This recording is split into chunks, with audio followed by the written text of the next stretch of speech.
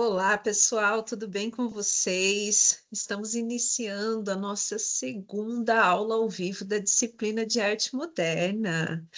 E olha só, temos muitas pessoas aqui junto com a gente. Que alegria! É sempre uma satisfação enorme nos encontrarmos aqui nas nossas aulas ao vivo. Sabemos que a logística do nosso dia a dia às vezes nos impede de viver esse momento que é tão importante, né? Que é nessa troca aqui, onde a gente tem acesso direto ao nosso querido professor, que sempre contribui tanto com a gente, né? Quando a gente traz dúvidas e a gente consegue, junto com ele, ir construindo essa trilha de aprendizagem. Então, pessoal, muito obrigada por vocês estarem aqui. Tenho certeza que a nossa aula vai ser muito linda, muito rica de conhecimento, porque vocês estão aqui presentes e o nosso professor também.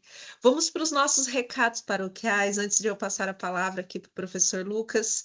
Pessoal, essa semana foi liberado, então, no ambiente da disciplina de vocês, as atividades objetivas. Então, agora vocês têm acesso às nossas 4 atividades avaliativas. E a gente sempre dá aquele recadinho, vocês são turma aí de segundo ano, né?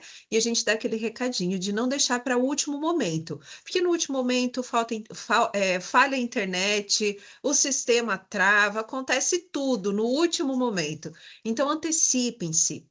Encaminhe a atividade de vocês ali com pelo menos um dia, 2 dias de antecedência. Olhem para isso. E quem puder fazer isso com mais antecedência ainda é melhor, porque aí vocês conseguem tirar dúvidas, né? Se houver algum problema, a gente consegue resolver em tempo hábil, tá certo?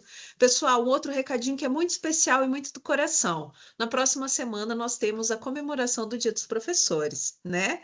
E a gente preparou para vocês um formulário para vocês participarem deixando aquelas mensagens que aquece o coração dos professores. Sabe aquela mensagem que faz a gente sentir que o nosso ofício enquanto professor vale a pena? Sabe? Então, é essa mensagem que a gente gostaria que vocês deixassem nesse formulário, que eu vou compartilhar o link aqui no chat. Eu também encaminhei via comunicado, tá bom? Então, Vou esperar minha participem. mensagem, prof. Ah, prof, pode esperar mesmo. Isso aí, ó, o professor Lucas já está cobrando. Vou Quero esperar. mensagem. É o presente do Dia dos Professores, né, prof?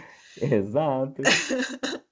E olha só, já vou falar aqui, prof, seja muito bem-vindo. É sempre muito bom estar aqui contigo, prof. Ah, imagina, o prazer é todo meu. Vocês sabem o quanto que eu gosto muito de trabalhar com essas disciplinas, talvez em específico com o recorte da arte moderna. Então, faço coro, prof, aquilo que você comentou. Eu sei que nem sempre é possível de todos os alunos estarem aqui, acompanharem, mas se sintam muito à vontade para participar, para construir essa ideia de uma aula construída. Eu acho que ela é muito bonita, ela é muito válida também.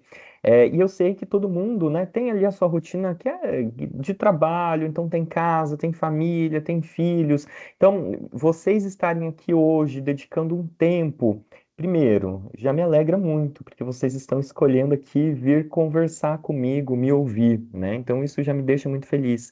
Segundo, isso já coloca vocês numa posição e num patamar diferente de outras pessoas, né? Porque vocês estão comprometidos realmente com a aprendizagem, com a formação de vocês. Então, se nós queremos, estamos falando, né, Semana da Educação ali, semana que vem, né, o Dia dos Professores, se nós realmente queremos uma educação diferente, uma formação de professores diferentes, a gente precisa ter esse amor, esse apreço ao conhecimento, né, prof? Exatamente, prof. É isso. Prof, fique à vontade para Bom, conduzir a tá. aula e para seguir. Muito obrigado, Fer, muito obrigado. Eu tô sem óculos hoje, gente, eu perdi meu óculos. Eu sabia que tinha Eu algo vou ficar diferente, prof. cego, mas eu vou acompanhar todas as mensagens aqui pelo chat, tá, gente? Eu vou compartilhar a janela aqui dos meus slides com vocês, só para que vocês possam ir acompanhando, né, durante a minha fala. Mas como eu comentei, fiquem muito à vontade para perguntar, para interagir, certo? Para trazer ali as contribuições de vocês. Achei muito bacana isso na semana passada e assim espero que permaneça nesse nosso encontro também.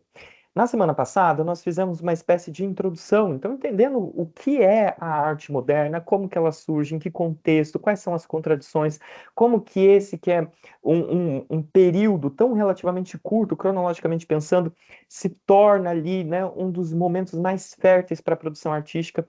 Além disso, soma-se ao fato de que a grande maioria desses movimentos não eram bem vistos, nem pelo público em geral, nem pelos críticos. Então, como que esses movimentos se tornam a marca intransigível ali desses 50, desses 70 anos, que é basicamente o final do século XIX e até mais ou menos metade do século XX. Então, nós fomos trazendo ali algumas considerações, algumas reflexões nesse aspecto de uma contextualização, de uma introdução em relação à arte moderna.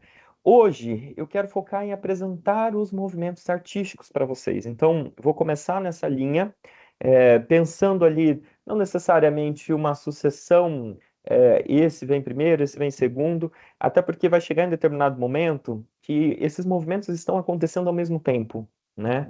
É claro que existe ali uma introdução, existem esses movimentos que talvez a gente possa intitular de movimentos pioneiros, mas, como eu disse para vocês, a partir do momento que nós avançamos para o século XX, a grande maioria desses movimentos eles estão acontecendo ao mesmo tempo. Muitos desses artistas vão colaborar com movimentos diferentes também, com movimentos distintos. Isso faz com que esse nosso estudo, essa nossa análise das artes, principalmente da arte moderna, não seja uma tarefa tão fácil. Eu sempre costumo dizer que analisar a arte não é uma tarefa fácil, porque estamos dentro das ciências humanas e talvez dentro desse componente das humanidades nós estejamos justamente naquele campo que cabe maior à interpretação. Então, são leituras muito diversas, são versões muito diversas, uma necessariamente melhor do que a outra. Claro que podemos ter crivos científicos, crivos acadêmicos, e isso é fundamental, isso é necessário para qualquer campo de estudos, mas existem perspectivas que são múltiplas, assim como existem poéticas que são múltiplas dentro desse contexto das artes. Costumamos identificar o impressionismo como sendo o primeiro movimento de vanguarda, certo? Tanto é que se a gente pega essa obra que é uma obra marco do impressionismo, uma obra marco da arte moderna, ela é de 1872. 1872, se a gente for parar para analisar, ainda se produzia arte realista, ainda se produzia arte romântica, tá? Então, nesse mesmo contexto onde você está tendo uma influência do romantismo, uma influência do realismo, você está pensando o surgimento de uma nova proposta artística, né? Justamente por isso, o impressionismo ele é lido, ele é tomado como sendo esse disparador, esse primeiro movimento a trazer, e essa é uma das questões que fazem com que o impressionismo seja lido como esse primeiro movimento da arte moderna, a trazer a ruptura com o academicismo. Eu acho que eu cheguei a comentar com vocês na aula passada que o próprio romantismo e o próprio realismo já vão inaugurar algumas temáticas que serão apresentadas e que serão melhor trabalhadas aqui na arte moderna. Tá? Então, quando você pensa em temáticas cotidianas, uma aproximação desse sujeito com temáticas mais subjetivas, ou essa valorização da subjetividade, que são marcos bem significativos para a arte moderna, a gente já consegue identificar isso, seja no realismo, seja no romantismo. A principal diferença é que a maneira de se criar, a forma de se criar, ainda estava pegado às técnicas clássicas. Então, você tinha perspectiva, você tinha chiaro escuro, por mais que talvez pudessem ser composições fantasiosas, oníricas, alegóricas, como vai ser o caso do romantismo, tá? A primeira vez que esse trabalho é exposto, ele vai receber uma crítica muito ferrenha do Louis Leroy, que vai dizer impressão, qualquer papel de parede mais bem acabado do que essa marinha. Eu sempre costumo dizer que hoje a gente consegue ter essa apreensão da beleza do impressionismo, né? São obras muito agradáveis. As temáticas, elas versam sobre questões cotidianas, então, parques, flores, praças, paisagens, marinhas. Então, são temáticas muito leves. A tendência expressiva do impressionismo é justamente essa leveza, é uma pesquisa tonal sobre a luminosidade. Então, quase você não tem, por exemplo, composições com uso de preto, né? Então são tons muito claros, essa amenidade, uma característica aqui inerente do impressionismo. Então hoje a gente consegue olhar para esses trabalhos, inclusive se tornaram muito populares, o próprio Monet se tornou um artista muito popular na atualidade, tendo ali as suas obras estampando cadernos ou várias dessas versões de exposições de shopping, né? E por aí vai. Mas na época, essa forma de produzir arte era extremamente transgressora. Porque talvez hoje a gente esteja acostumado a ver isso e a ver coisas muito mais diferentes do que isso. Mas não era assim até esse momento, tá? Quando Louis Leroy compara esse trabalho a algo pior do que um papel de parede, é uma ofensa muito grande, porque era uma ofensa que estava relacionada, sobretudo, à formação desse artista. Então, se tem institucionalmente esse artista que vai fazer uma formação nas academias de belas artes e ele vai receber essa formação ligado ali, né, às técnicas artísticas, de um classicismo, e vai aprender os gêneros de pintura. Então, retratos, paisagens, até natureza morta. E vai existir uma outra espécie de ofício, um outro campo de trabalho, esse reconhecido como um trabalho inferior, menosprezado dentro desse contexto das belas artes, daquilo que hoje a gente poderia entender como uma espécie de design. Claro, tentando fazer uma tradução ali. Que era justamente uma formação, aqui no Brasil recebeu o nome dos liceus, né? Então é uma formação para os ofícios manuais, que é diferente das belas artes. Nesses ofícios manuais, o artista ia aprender a pintar papel de parede, a fazer mobília, a pintar porcelana, certo? A criar objetos práticos, utilitários, utensílios, certo? Ofícios manuais.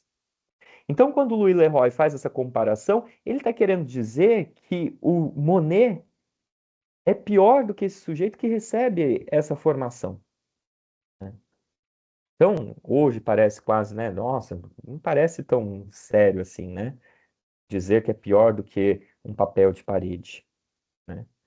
Mas na época isso era uma crítica, que atingia não só a obra do Monet, mas atingia a formação do Monet, a formação do artista. O que Louis Leroy está querendo dizer é: você não é um artista. Isso que você faz não é arte. É um processo de afirmação da artificação, né? É um trabalho muito impreciso, no sentido pleno da acepção, né? Se você olha ali, você consegue ver alguns borrões, né? Você não tem perspectiva, você não tem luz e sombra, você tem um reflexo ali, né, da embarcação, da luz do sol nas águas, mas isso não é luz e sombra, né? São pinceladas rápidas, são pinceladas curtas, inclusive eu consigo perceber o movimento das pinceladas. Os artistas, eles também não se deixaram abater com essa crítica, né?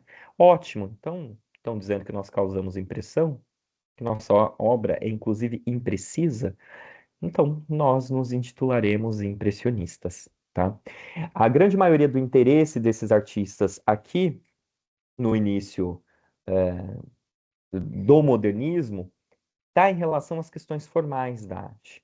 Tanto que a gente não vai ver uma desconstrução tão grande em relação às temáticas, ou seja, aquilo que estava sendo representado, tá? Mas principalmente em relação a essas questões formais. Então, eu vou falar sobre cor, eu vou falar sobre a forma, eu vou falar sobre os elementos da composição. O impressionismo em si vai ter esse interesse principalmente com, né, essa pesquisa tonal. Então, Monet, por exemplo, ele vai fazer 3 pinturas em um mesmo dia. Ele vai ali ao amanhecer, vai fazer aquele retrato, vai perceber como que a luminosidade interfere na cor desses objetos.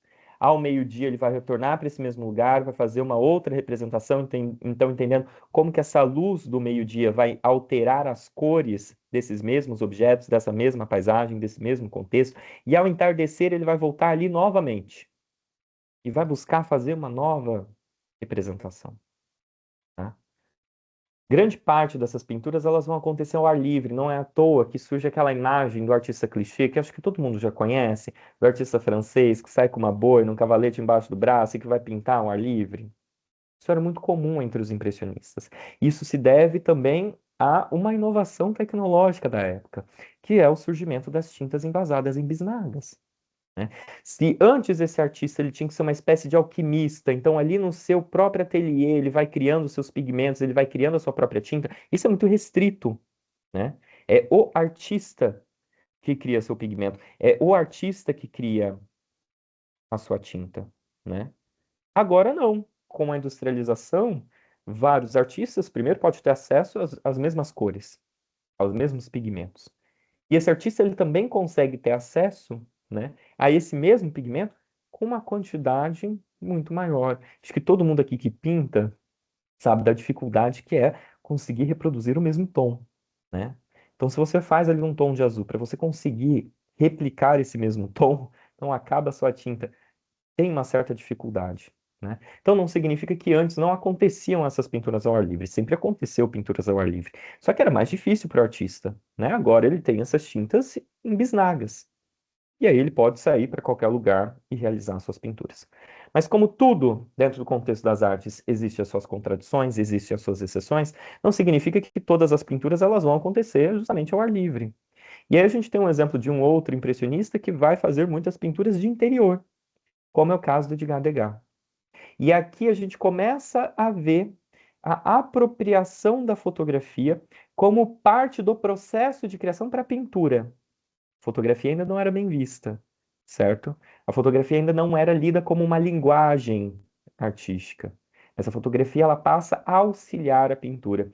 O Degas, por mais que seja um sujeito bem polêmico, a grande maioria dos artistas modernos são pessoas extremamente polêmicas, isso em vários aspectos, de abuso, de exploração de povos nativos, enfim, né? A grande maioria dos artistas modernos são artistas bem problemáticos mesmo. Edgar Degas é um deles. Maltratava as suas modelos, né, as bailarinas. Era um sujeito ali que não gostava, inclusive, de mulheres, apesar de fazer muitos retratos delas, tá? É, ele gostava de representar o movimento. Só que por mais rápida que fosse a técnica impressionista, em comparação principalmente com uma técnica acadêmica, ainda você tem uma temporalidade que é própria da pintura. Por mais rápido que eu possa ser, ainda existe um tempo do movimento do pincel sobre a tela. Então, não dá para ser tão rápido em capturar o movimento. Então, o que que o Degas começa a fazer? Ele começa a se apropriar de fotografias que justamente registravam esse movimento. Então, a fotografia é muito mais fácil de congelar uma imagem, né? De congelar um instante. E ele utilizava essas fotografias para realizar as suas pinturas. Então aqui a gente começa a ver essa aproximação da fotografia, ainda ali de uma maneira meio que incipiente, na produção artística, tá? Conforme vai avançando, alguns artistas que até participaram ali, né, das últimas exposições impressionistas, começam a trazer novas perspectivas para a própria arte moderna. E aí que nós vamos entrar num dos conceitos mais complexos de serem utilizados, que é a ideia do pós-impressionismo, tá? O prefixo pós significa depois. Então, nós estamos dizendo que é algo que vem depois dos impressionistas. Mas isso já é uma coisa um pouco quanto difícil, porque a primeira vez que ele vai ser utilizado, ainda se produzia arte impressionista. Monet, por exemplo, ainda estava produzindo suas obras, né? O maior exemplo ali de artista moderno ligado ao impressionismo. Então, é difícil você ter esse distanciamento e falar que vem depois do impressionismo, enquanto o impressionismo ainda estava acontecendo. E para dificultar ainda mais a conceituação desse termo, a primeira vez que ele vai ser utilizado, isso ali no início, certo, do século XX, então mais ou menos 1910, ele vai ser utilizado por um crítico de arte chamado Roger Fry, numa exposição intitulada Manet, e aí que não confundir com Monet, tá? Manet, apesar de sempre estar ali junto com os impressionistas, nesses círculos de debate, nos cabarés e nos cafés, ele sempre se negou a ser um modernista, por mais que os seus trabalhos até tenham ali um certo pezinho no impressionismo, né? Então, o Roger Fry elabora essa proposta expográfica, essa proposta curatorial, intitulada, né, Manet e os pós-impressionistas, e aí ele coloca as obras do Manet junto com artistas que da época já estavam meio que consolidados, como Cézanne e o Gauguin, e os jovens artistas ali da época, como Picasso e Matisse, que ainda não eram essas figuras que nós conhecemos, de Picasso e Matisse, que talvez sejam até mais populares do que o próprio Cézanne, do que o próprio Gauguin hoje em dia, né? Então, esses jovens artistas da época, que eram justamente Picasso e Matisse. É uma grande confusão, né? É uma grande confusão. É compreensível, porque não havia esse distanciamento histórico, e sempre que não existe esse distanciamento histórico, as coisas ficam mais complexas para a gente. Só para vocês terem uma ideia, eu tenho um livro do Edgar Faure que se chama Arte Moderna. E aí você imagina que esse livro sobre arte moderna vai falar justamente sobre esses movimentos artísticos, né? Porque o título do livro é Arte Moderna. Mais um detalhe importante deve ser sempre lembrado. Esse livro ele foi escrito no início do século XX, então mais ou menos aqui próximo de 1910 também. Então, quando esses movimentos modernistas eram justamente aquilo que nós intitulamos de arte contemporânea. Então, no final desse livro, onde ele não trata sobre os movimentos modernistas que nós conhecemos, ele vai trazer um capítulo intitulado Arte Contemporânea, no qual ele vai falar justamente de Gauguin, de Cézanne, de Picasso, de Matisse, né? Que são esses grandes nomes da arte moderna hoje. Então, esse distanciamento ele é importante e é compreensível a utilização aqui pelo Roger Fry, justamente porque era o momento em que ainda se vivenciava isso. O que que nós temos hoje como uma possibilidade de interpretação dessa ideia pós-impressionista? Não é o movimento em si. O pós-impressionismo não foi um movimento. Até porque é um conjunto muito diferente de produções artísticas e de artistas muito diferentes também, né? Então nós costumamos dizer que é uma espécie de termo guarda-chuva, tá? Uma espécie de termo guarda-chuva. O que que isso significa? Um termo para abarcar, certo? Um conjunto muito diferente de produções artísticas, de artistas também muito diferentes, que não necessariamente pertenceram a nenhum movimento, mas que influenciaram outros movimentos, tá? Quais são esses principais artistas, tá? Van Gogh, que talvez hoje seja um dos artistas mais populares, né? Acho que Van Gogh e Leonardo da Vinci disputam aí a popularidade entre os artistas mais reconhecidos no mundo, né? Van Gogh, Gauguin, Cézanne, Serrault e Signac, tá? Esses são os principais artistas pós-impressionistas, certo?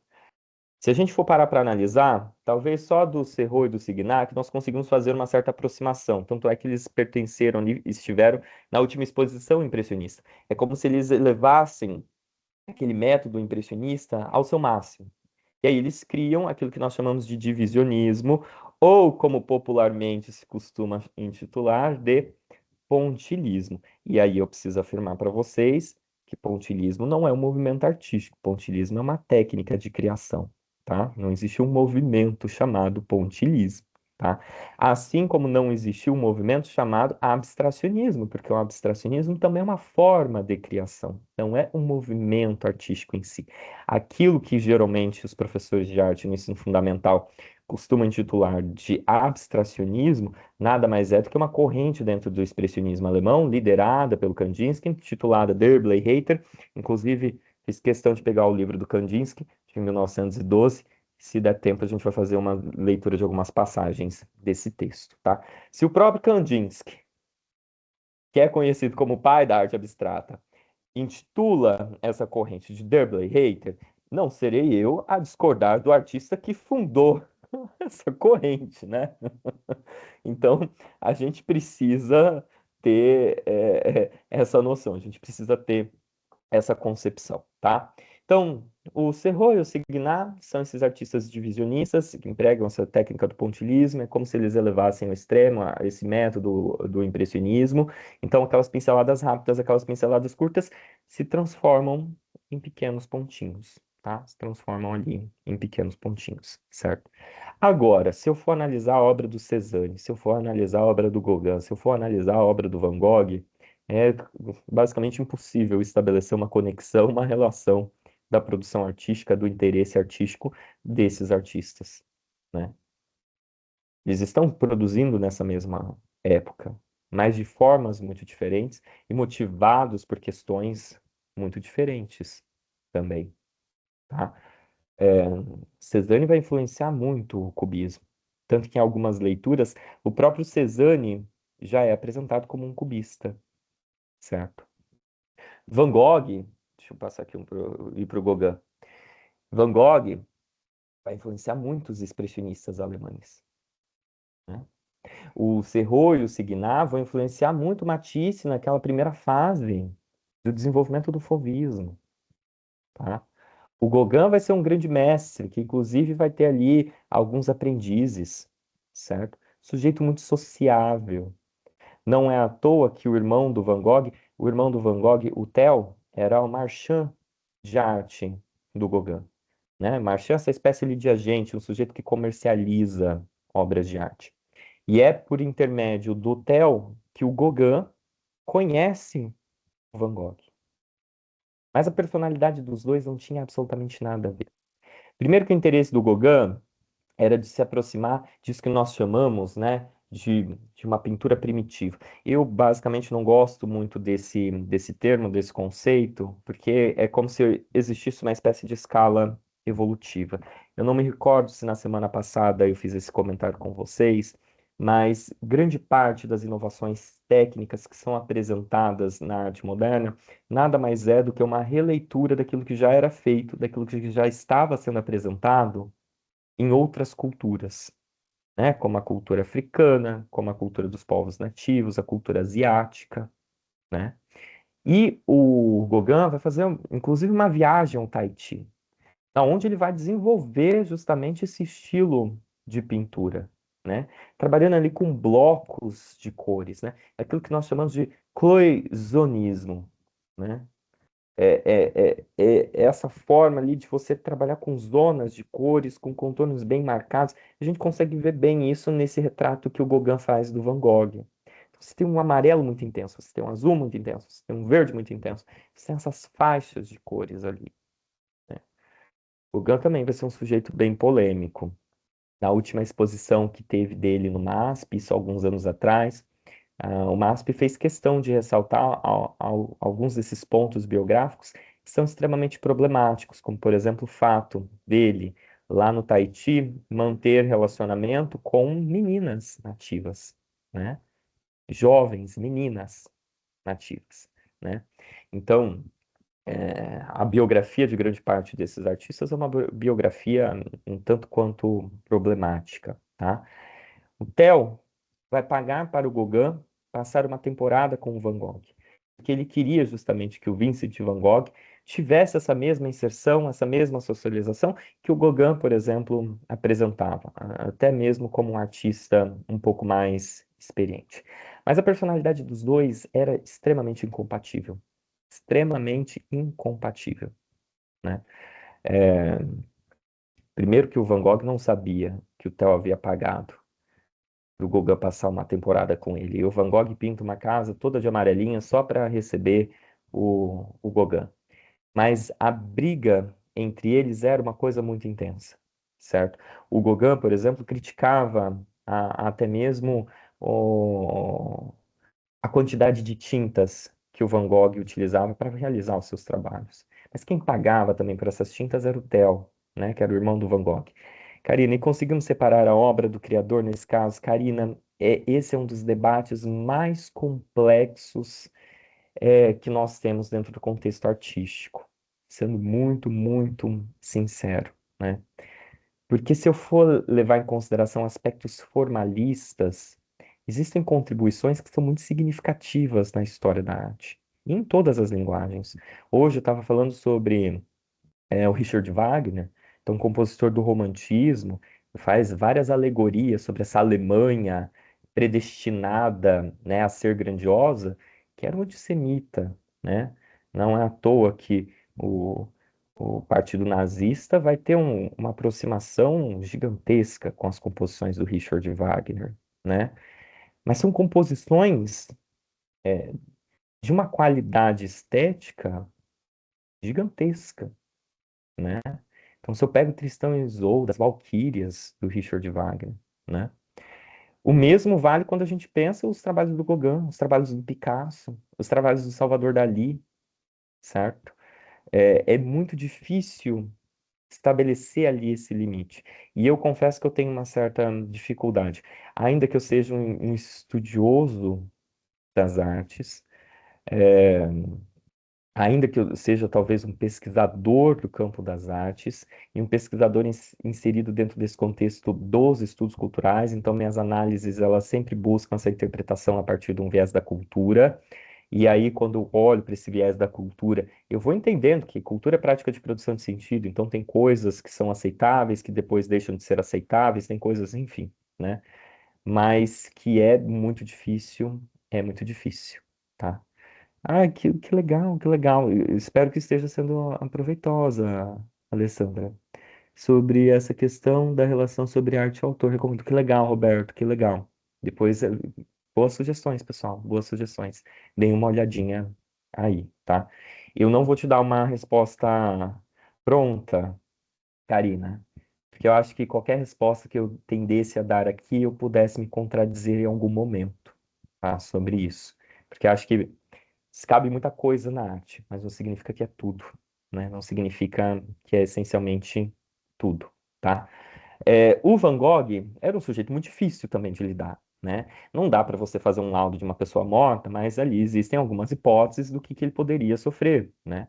Algumas pessoas dizem que ele sofreu de uma síndrome, como porfirite intermitente aguda, então ele não conseguia ficar em lugares com muito barulho, e isso a gente vai identificando, inclusive, nas próprias cartas que ele trocava com o Gauguin, né? Então tem algumas cartas que ele vai dizendo, olha, se não fosse o barulho parisiense, eu tão logo iria te visitar, etc. Então são algumas hipóteses que são levantadas, né? O próprio Van Gogh vai tentar exprimir essa personalidade de cada um deles em duas obras que eu considero assim obras muito, mas muito potentes do Van Gogh.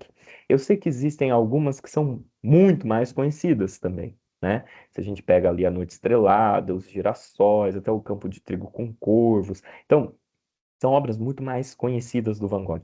Mas eu adoro essas duas cadeiras. Eu acho que essas duas cadeiras, elas conseguem ser um marco, assim, numa trajetória de como que um artista consegue, de uma forma simbólica, traduzir o que é sensação, o que é sentimento. Não é à toa, não é à toa que os expressionistas vão se inspirar muito no trabalho do Van Gogh. Essa ideia de como que uma arte ela pode co- comunicar alguma coisa, expressar alguma coisa. Como o Van Gogh pode produzir? Pode produzir? Júlia, não sei se eu entendi a pergunta.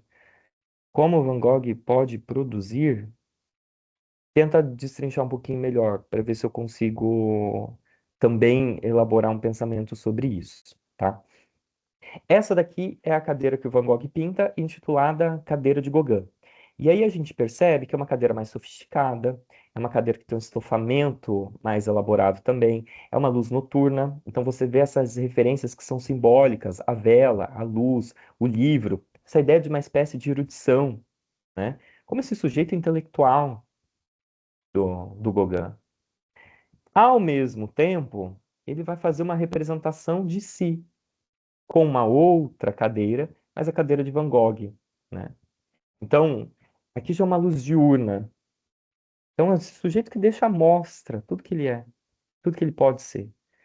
Você tem uma cadeira muito mais simples, ela é muito menos elaborada do que a cadeira do Gauguin, né? Você tem um chão que é mais simples, é uma cadeira de palha, e você acrescenta a isso alguns objetos de uso cotidiano do Van Gogh, certo?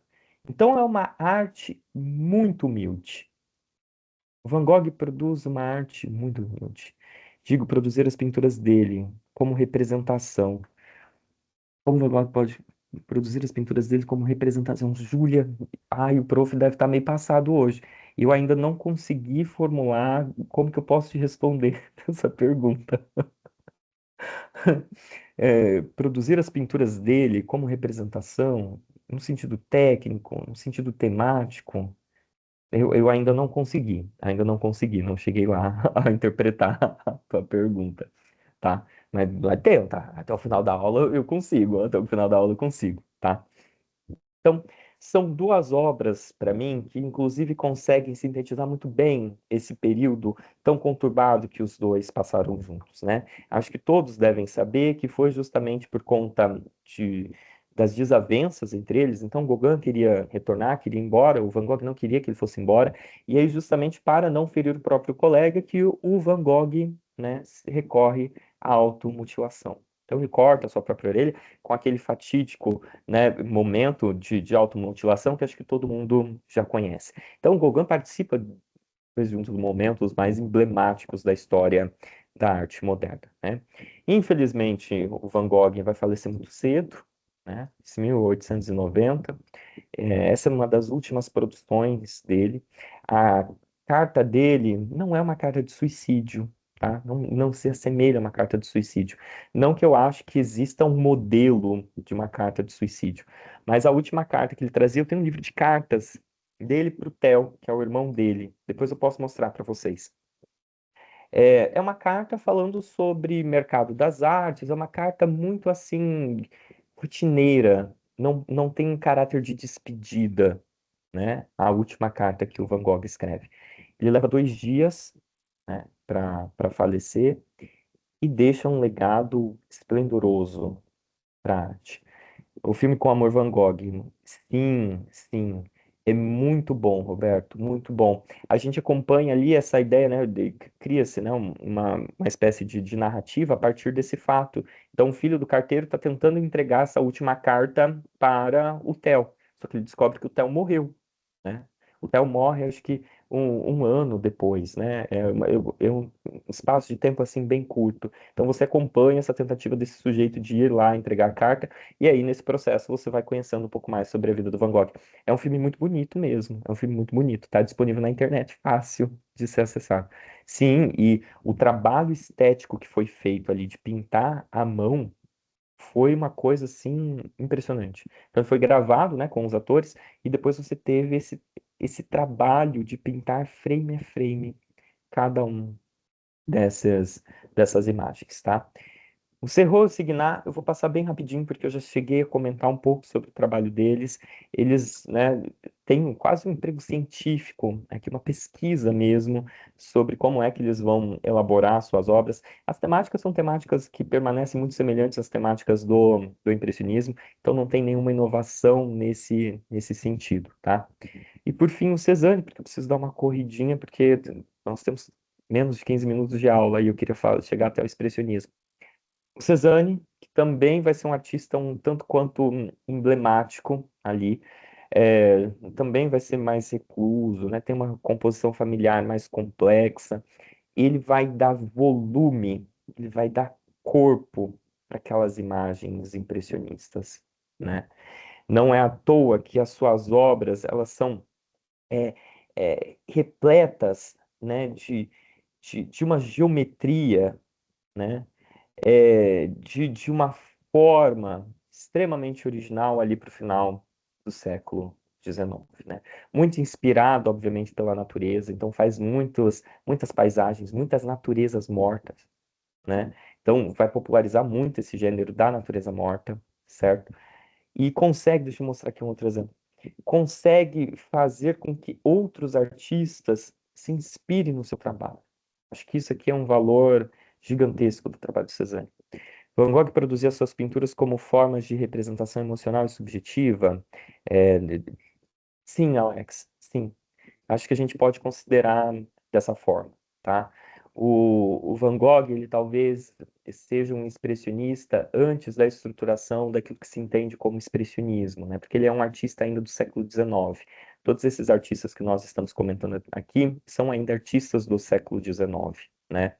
É, então, ele consegue, de uma maneira muito humilde, fazer com que as pessoas olhem para a vida dele, olhem para o cotidiano dele, mas com uma carga simbólica muito grande, né? É como se você pudesse tocar aquela tela, é como se você pudesse, aquelas pinceladas, elas saltam aos olhos de alguma forma, né? E eu acho que o fato dele ser um desses artistas malditos, ou um desses pintores malditos, também vai contribuir para inspirar o expressionismo alemão, né? Vai ter um apreço muito grande pelo Van Gogh, vai ter um apreço muito grande pelo Edvard Munch, né? Outro artista maldito, também vai ter problemas com a família, ter problemas com o uso de drogas, né? Então, esses artistas mais problemáticos, mais emblemáticos, certo? Eles acabavam ali trazendo uma carga dramática, uma carga emocional muito maior. Entender de que maneira Van Gogh representava a realidade em suas obras, se ele pintava de forma realista, expressiva ou simbólica, e qual era o modo de representação usado por ele, como cores intensas, pinceladas marcadas, emoção pessoal na pintura. Seria isso? Vamos ver se vai ser isso, Júlia, que eu acho que daí eu fui meio que já respondendo a essas inquietações.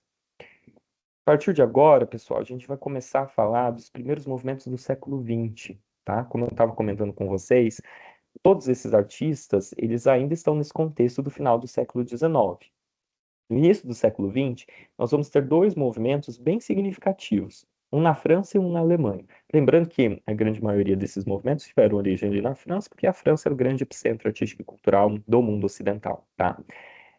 Fauvismo e expressionismo alemão, que se desenvolvem no mesmo contexto, no mesmo período. Tanto é que, às vezes, a gente vê alguns autores se referindo ao fauvismo como sendo expressionismo francês, tá? Então, se vocês verem ali escrito expressionismo francês, muito possivelmente esse sujeito está se referindo ao fauvismo, tá? Existe até mesmo algumas leituras que são filosóficas. Então, uma perspectiva do fauvismo com a fenomenologia, uma filosofia essencialmente francesa, com os próprios trabalhos do Merleau-Ponty. Merleau-Ponty vai escrever sobre as obras de Matisse, né? Assim como uma aproximação do expressionismo alemão com o existencialismo, então com as ideias de Nietzsche, com as ideias de Schopenhauer, né? Que são ideias ali filosóficas um tanto quanto mais é, críticas em relação à vida, à existência, pessimistas mesmo, né? São mais pessimistas, não só críticas. E parece que a arte acompanha os problemáticos. Seria a arte um escape, um gatilho, um sinal, enfim. Eu acho que sim, Alessandra. Eu acho que sim, tá? É, eu não reduzo a arte a um trabalho essencialmente terapêutico, né? Nessa ideia de que esse artista sofredor coloca todas ali a sua carga emocional. Mas é muito comum que isso aconteça e que se resulte em boas obras, né? Acho que todo mundo já ouviu aquela premissa de que um coração partido pode gerar um bom álbum musical, né? Assim como um sofrimento na infância, alguns traumas, pode gerar uma excelente trajetória artística e poética, né? Tô fazendo uma brincadeira, mas é sério, tá, gente? Não me cancelem. Prof, uma vez eu peguei a edição do Van Gogh, calma aí, da coleção Grandes Mestres e fiquei em choque que, embora muito detalhada, eu não comentava todos os momentos importantes da carreira do autor. Você teria alguma dica de biografia mais completa sobre o Van Gogh? Roberto, só consigo me lembrar agora de cabeça do próprio livro que ele tem junto com, que são as cartas, tá? Eu sei que tem outras biografias que são bem aprofundadas até, né? Essas coleções elas são interessantes, mas geralmente a proposta delas é ser mais uma espécie ali de síntese, né? De você introduz um artista. Eu acho muito legal a proposta dessas coleções, mas é basicamente isso, né? Eu vou tentar retomar na minha memória e aí, na próxima aula, eu trago alguns outros exemplos para vocês. Eu, como artista doido, tenho propriedade para falar que artista é tudo doido. É engraçado pensar que a arte moderna quis romper com o belo, com pinturas tão bonitas. Entendi, legal, legal. É, sim, Karina, mas é só até que o fauvismo, porque no expressionismo alemão já começa a ficar feio, tá? Então, inclusive, eu ia fazer esse destaque, que até esse momento a gente está pensando muito em questões formais, né? Então, é sobre cor, é sobre forma, é sobre linha, é sobre perspectiva. E aí, um dos primeiros movimentos a justamente fazer essa transgressão, ou ter uma aversão mesmo da beleza, vai ser o expressionismo alemão. Então, daí a gente vai começar a ver esses corpos mais retorcidos, essa ideia de uma danação. E aqui talvez esteja uma das diferenças, até dentro dessa postura filosófica, de olhar para a vida, de olhar para o mundo, diferente do fauvismo. Então, em contrapartida, você tem obras, por exemplo, do Matisse, que se chama Alegria de Viver. É um grande parque lindo, maravilhoso, né? No expressionismo alemão, você tem a representação, por exemplo, do Kirchner, ele como um aleijado, uma danação no inferno. Então, são perspectivas ali bem diferentes, inclusive formas de ver o mundo bem diferentes, né? Comungam ali de um mesmo tempo, mas com interpretações, obviamente, diferentes, né? O fauvismo tem esse nome porque vem de uma crítica também, agora não do Louis Leroy, mas é outro Louis, que agora é o Louis Vaxelles, né? Que diante dessa primeira exposição que acontece ali no início do século XX, né? Mais ou menos ali em 1905, você tem os trabalhos fauvistas sendo apresentados no mesmo salão onde havia a presença de algumas obras de arte acadêmicas. E o Louis Vaxelles vai dizer que essas obras, que seriam as verdadeiras obras, elas estariam cercadas de feras, feras nesse sentido de grotesco, tá? De animal, não é fera no sentido de massa, não. Assim como os impressionistas, os fauvistas também vão ressignificar essa crítica, né? Então, ótimo. Então, se estão chamando de feras, nós vamos nos intitular de feras, né? Então, fauve é justamente essa palavra em francês que significa feras. Deixa eu ver. Expressionismo alemão tem o Nosferatu clássico, o Gabinete do Dr. Caligari. Sim, sim. São bons exemplos do expressionismo alemão. Não é à toa que são filmes de terror, são os primeiros filmes de terror do gênero. E aí a gente vai entendendo como que o expressionismo alemão tem suas características próprias, né? Nosferatu, acho que é de 1920, 22, Roberto, é por aí, é na década de 20, né? Eu não tenho a memória agora de quando é precisamente Nosferatu, mas se tiver, coloca aí para mim, fazendo um favor. O Gabinete do Dr. Caligari também é bem próximo.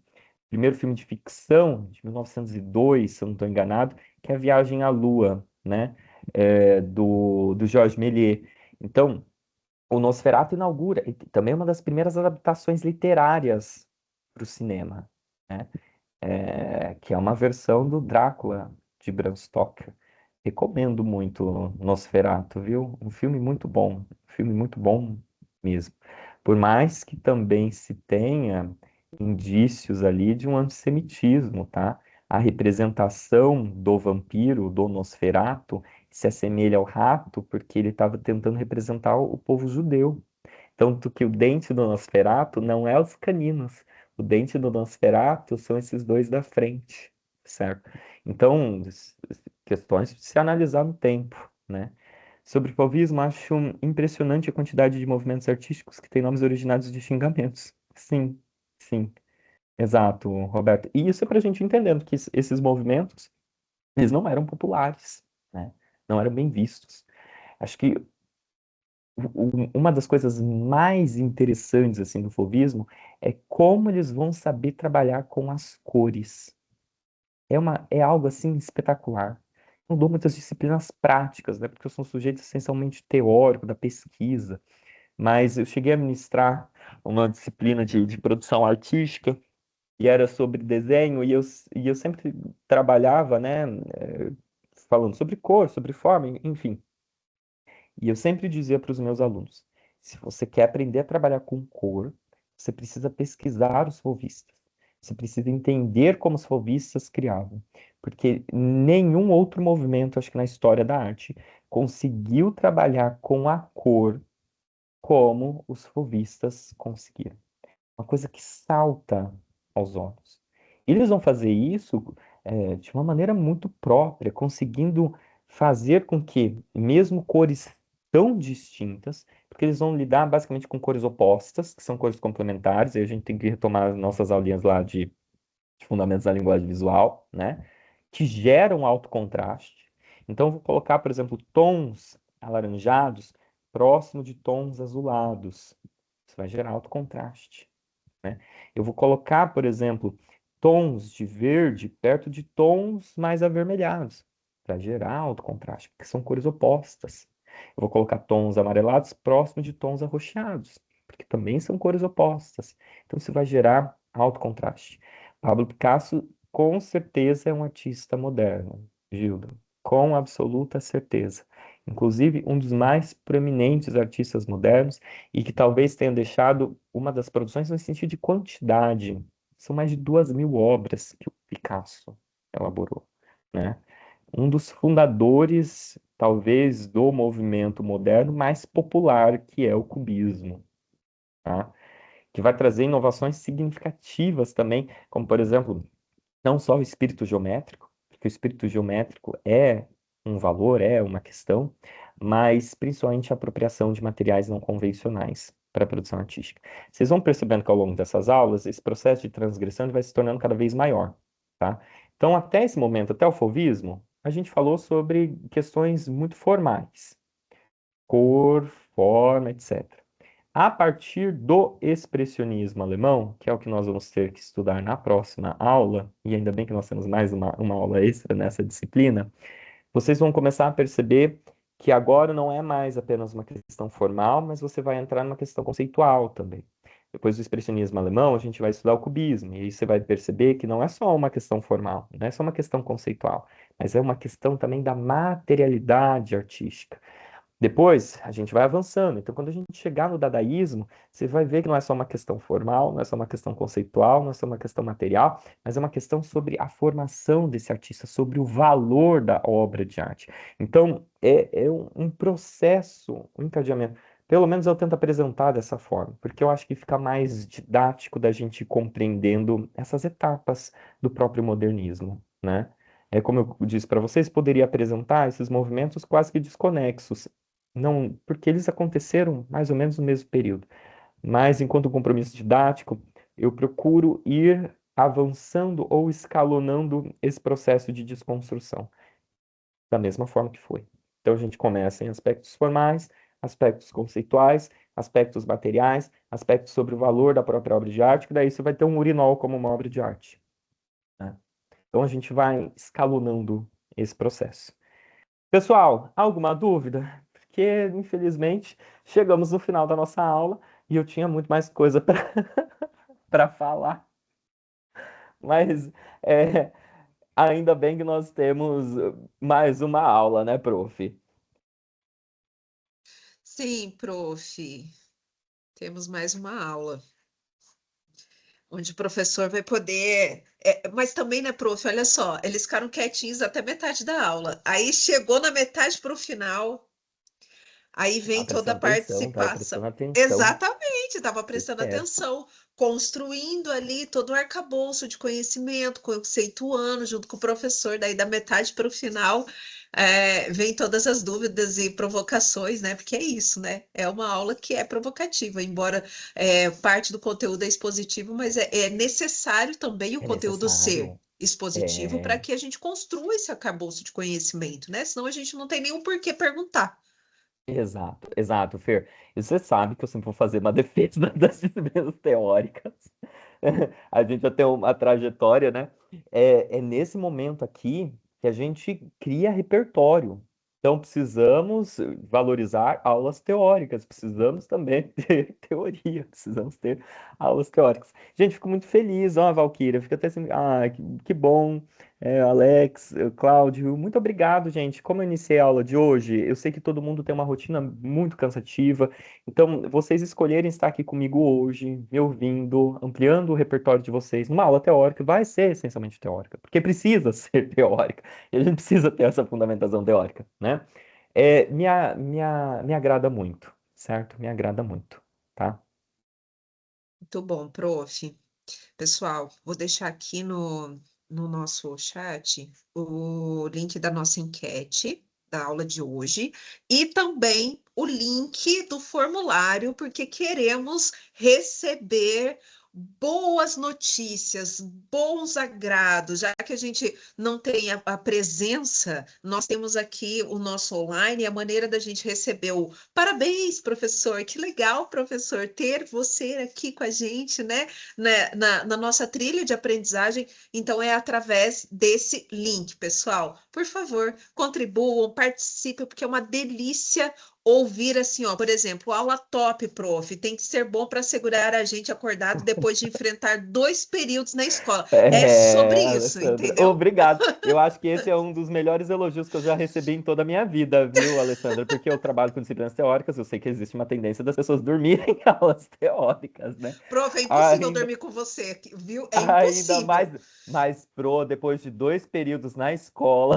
É, realmente, é como ela disse, tem que ser muito bom para segurar todo mundo Obrigado, aqui Alessandra. acordado. Obrigado, Alessandra. Muito obrigado. Ah, Prof, pro- então nós finalizamos aqui Perfeito, e nos vemos na próxima semana, na nossa terceira aula ao vivo. perfeito. E Gente, um beijão, um abração, um bom descanso. Obrigado, prof. Até mais. obrigado, tchau, tchau, gente.